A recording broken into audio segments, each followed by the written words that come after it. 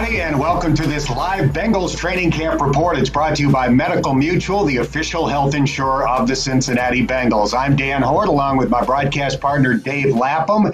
And Lap, today the Bengals practiced in full pads for the first time this training camp, and a lot of their day was spent in the red zone. In the red zone, Dan, the defense really stepped up. I mean, defensively, they made some plays. Carlos Dunlap had a couple of takeaways, a couple of interceptions. You know, the windows get tighter, the field compresses, the pocket tightens up a little bit from a pass protection standpoint. It all condenses down there. And honestly, at this stage of training camp, I found when I was playing, in training camps, participating, defense was ahead of the offense a little bit. The offense, it's a lot of timing, it's a lot of rhythm. Defense, it's reactionary. And in early on, in the early stages of camp, I do think defenses will find themselves ahead in a scrimmage scenario. And I thought today in the red zone, defensively, they really stepped up and made a lot of good plays. They looked very, very good in the red zone. You mentioned the two interceptions by Carlos Dunlap. The first was off Ryan Finley. The second was a deflected ball, deflected by Sam Hubbard, and then picked up by Carlos. That was thrown by Joe Burrow. We're looking at footage from some of the early quarterback drills, and a lot of Joe Burrow's drills feature his footwork. Dan, it's all about footwork, honestly. I think that's where Joe Burrow really excels. No matter what you're doing athletically, catching a ball, throwing a ball, shooting a ball, blocking, tackling, whatever it is, it starts with your feet. Your footwork has to be good. I remember Ken Anderson telling me multiple times that his rookie year, Bill Walsh, Kenny didn't have a football in his hand and throw a football for a full week. All they did out on the football field for a week, footwork. So you have to have your feet right. Your footwork has to be second to none. And that will lead you to accuracy. That will lead you to completions. That will lead you to throwing the football where you want to throw it. It starts with your feet and ends with your hand. So, I mean, Bill Walsh with Joe Montana, I know the guys in San Francisco that I knew out there playing said he did the same thing with Joe Montana. Bill Walsh was a stickler. It starts, good quarterback play starts with proper mechanics in your footwork. And Joe Burrow has it down, in my opinion. Joe Burrow has some quick twitch. You see it when he gets out of pocket. He's got foot speed. He's also got quick feet, and he's very, very precise with his footwork. His base is always very, very strong, very, very sound. He's never off balance. He's never overextended, and it's all due to his footwork. And then the rest of his throwing mechanics, take shape. So I'm very, very impressed with Joe Burrow's footwork and his mechanics in that area. Number 85 in the white jersey is rookie wide receiver T. Higgins, the first pick in the second round in this year's NFL draft. After being out of practice because of a sore hamstring, he was back in the early stages today. As you can see, he went through the wide receiver drills. He did not take part in the 11-on-11 or 7-on-7 stuff, but it was good to see him back out there. A.J. Green, on the other hand, after slightly tweaking a leg muscle yesterday, was out there in his jersey, but did not have his pads on and did not bring his helmet out to practice. Right, and I know it's no reason to sound the alarm, but there are only 14 padded practices. And if the Bengals may not get to number 14, but they are going to have some scrimmages. But here, Joe Burrow, first day of pads, T. Higgins comes back. He hasn't had T. Higgins for quite a while because of the hamstring problem. Now AJ's out. John Ross has been out for a while due to COVID, problems that his family's experiencing. So really, I mean, Joe Burrow, in terms of, all right, let me just try to get my timing down, my rhythm and all that with my front line, my frontier receivers, he hasn't had them all in the same day. So it's early. It's very early still. It's only the first day of pads. But, as far as AJ is concerned, it sounds like he won't scrimmage, and maybe some other veteran players won't scrimmage in this first scrimmage. But there's a balancing act. All right, keep him out of scrimmage, be cautious, be careful. But, boy, that's the best time to establish a rapport and a relationship and timing with the quarterback. That's when the rubber meets the road in terms of everything's full tilt, separating from your routes, beat and bump and run, beat and press coverage with guys with their hands on them, and then timing the throw, putting it in the right spot.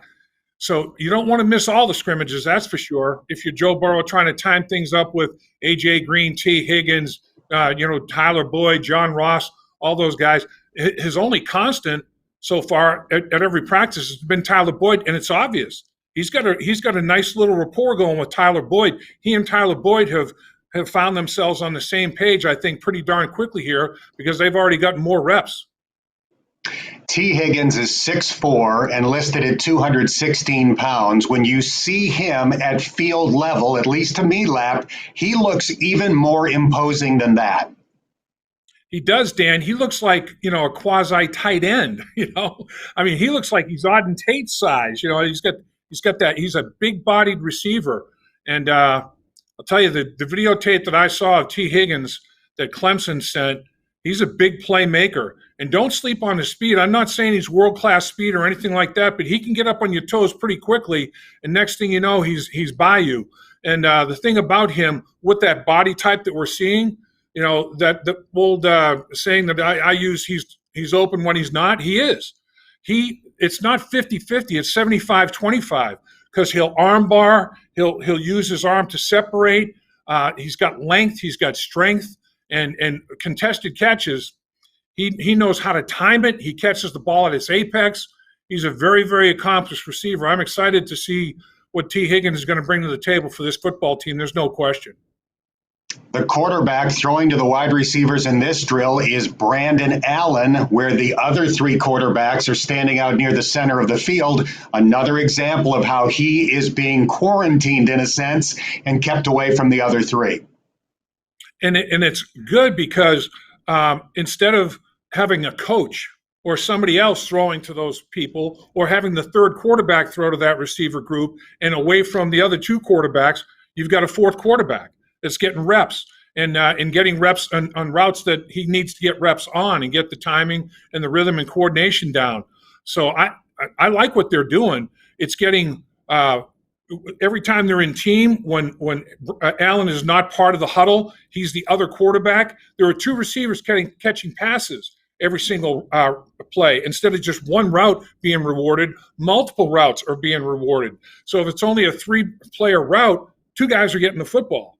And you don't know which 2 are going to get the football. So I think it's added to it. I think it's a very brilliant idea with respect to making an adjustment with COVID. But this is something that you might think about, maybe this is something, COVID or no COVID. Some of these things, when you're in a time of crisis, ideas are born that turn out to be pretty good ideas that can be implemented even when there's not a crisis. All right, we're moving fields now from the field to the left where we saw a lot of the offensive drills to the middle field of the practice fields where the defensive guys were doing drills early during the 90-minute practice today. And let's focus in on this linebacker group. It's been interesting to me, Lap, how much they have mixed and matched the pairs in the various 11-on-11 and 7-on-7 things that they've done so far. Yeah, I think they're trying to find the right combinations, Dan, whether it be base defense, sub-packages, there are multiple sub-packages. Who fits best where and when? And how? I mean, it's like we'll get the 2 young guys. They can really run. We have the cagey veteran.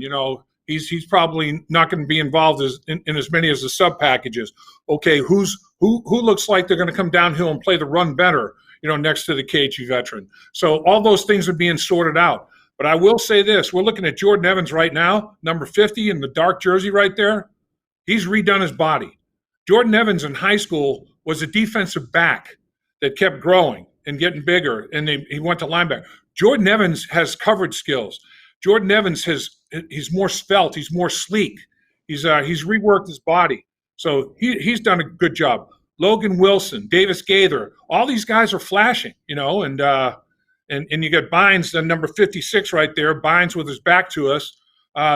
Josh Bynes, the cagey veteran linebacker. So they've got a nice mix of talent. And these young guys can run, Dan. These young guys do flash. When you watch them in drills and watch them in the team drills, they're running. Are they taking proper angles? That's for the coaches to decide. And it looks like for the most part they are. They're on board and understanding, getting their nose in the playbook, understanding what they're supposed to do, how they're supposed to do it. Now we get to the defensive backs. We see number 23, Darius Phillips, with Trey Waynes going down with a pectoral injury that required surgery. Darius Phillips gets the first shot to move into that spot in the starting lineup, and he was incredible last year in a very small sample size. He was on the field for 75 snaps in pass coverage last year and had 4 interceptions. The NFL leaders in interceptions last year had 6. There were 3 guys that had 6. They averaged 600 snaps in pass coverage, so an interception every 100 snaps. Again, Darius Phillips, 4 picks in 75 pass coverage snaps. That's an interception about every 18 snaps. It's amazing. I mean, it's amazing when you prorate the numbers. He could have had a 25 interception season. I mean, it's absolutely nuts.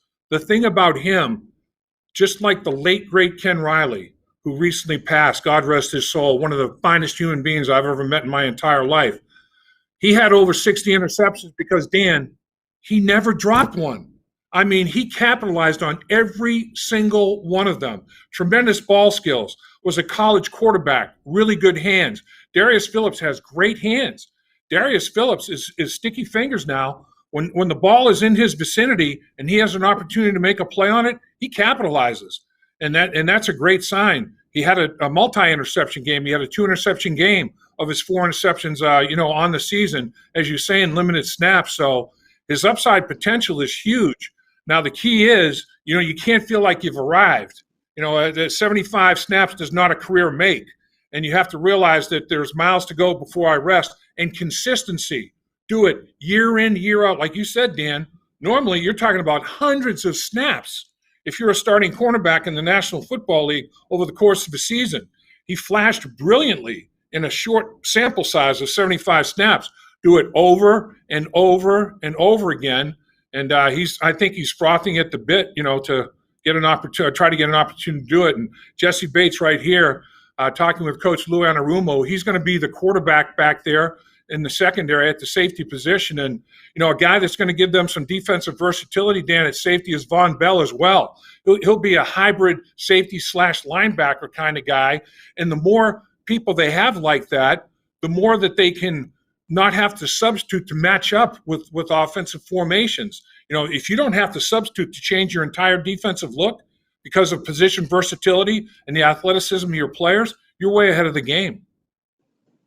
In the season opener last year against Seattle, the Bengals seemed to catch the Seahawks off guard when they played 5 defensive linemen on the field together. Carlos Dunlap and Sam Hubbard could stand up and almost become like outside linebackers.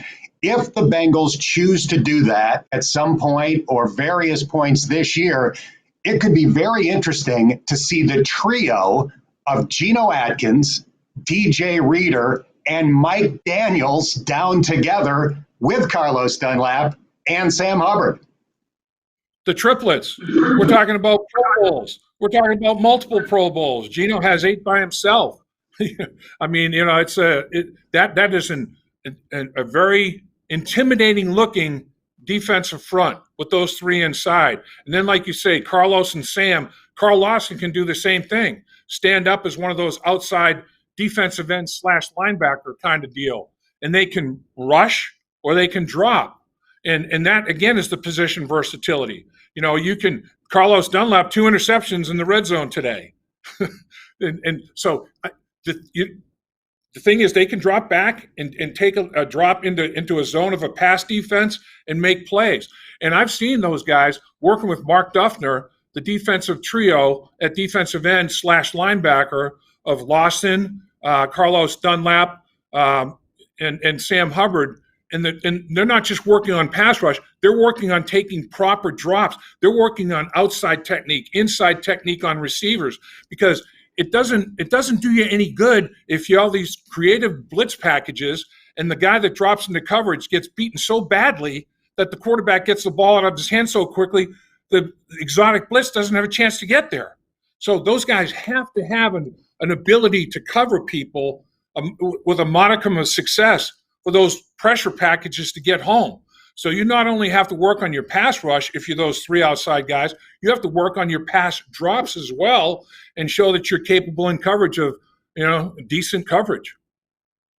All right, before we wrap things up, let's talk about Joe Burrow today in those red zone drills. They started out at the 20-yard line, and in the first set of drills that he did, he threw 8 passes. 3 were touchdowns, 2 to Tyler Boyd, 1 to Mike Thomas. There was a 4th pass that could have been a touchdown, but Tyler Boyd did not hold on. So those passes were obviously good for Joe Burrow. But the defense had its moments as well. And there were quite a few instances where he had to scramble, use his feet, and try to make plays that way. And that's where Joe kind of separates himself a little bit of his red zone touchdowns at LSU. I asked him, how many do you think were improvisational, where you had to extend and create? And he thought it was about 25%. That's a good number. That's a significant number. So, and that's where in the National Football League, a lot of touchdowns are generated, Dan, is, because, again, like we talked about, everything is so compressed and shrunken that a lot of times the routes don't break open as easily. I mean, they're just bodies in a compressed area. It's just, wow. If you have 70 yards of field to defend, you get safeties 20 yards deep. When you're in the red zone at the 10-yard line, they're right on top of you as well as everybody else. So it's a much different dynamic. The windows become totally different. It's a new house. The windows are much smaller and it requires throwing with even more anticipation than you do when you're out on the regular playing field. So the red zone is a different animal. And this was Joe's first experience in the red zone. And I think the NFL red zone, with the athletes being bigger, faster, stronger kind of thing, the windows are even tighter. So it was a good first experience for him for sure. But I'll tell you, Dan, when he does get out of pocket, he can run. Joe Burrow is an athletic kid. He has got some ability to make people miss in space out there when he gets out in the perimeter. All right, that's going to do it for today's live training camp report. We'll have another one coming up on Thursday. For Dave Lapham, I'm Dan Hoard, and thanks for checking out this training camp report on Bengals.com and the Bengals social media platforms.